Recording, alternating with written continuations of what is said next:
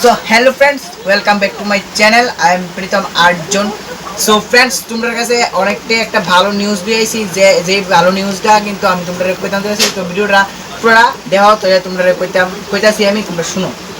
দেখো ভালো নিউজটা কিটা আগরতলা শহরের ভিতরে কিন্তু ওইটা হচ্ছে বুর্জ খলিফা। এটা বেশি বড় না, এটা 100 মিটারের মতো হইব। তো তোমরা আগরতলার এই বুর্জ খলিফা কোন জায়গাটা দেখতে পারবা এটা আমি তোমরা পুরো ভিডিওটা শেষে বলতেছি, তোমরা দেখো।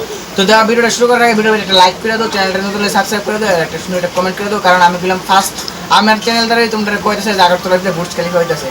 ওইটা যেটাছে ত্রিপুরা রাজ্যের ভিতরে, হ্যাঁ এই বুর্জ খলিফা হইতাছে ইন্ডিয়ার ভিতরে, হ্যাঁ এই বুর্জ খলিফা হইতাছে ত্রিপুরা রাজ্যের আগরতলা শহরে, হ্যাঁ এই বুর্জ খলিফা হইতে যাইতাছে ত্রিপুরার ওয়েস্ট ডিস্ট্রিক্টে। হ্যাঁ এটা একদম মিছা কথা।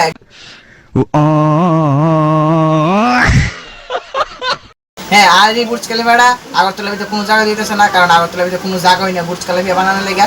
তো এপ্রিল মাসের ফার্স্ট ডে, তো সবাই ভালো যাক, এপ্রিল ফুলটা দিয়ে শুধু স্টার্ট হোক।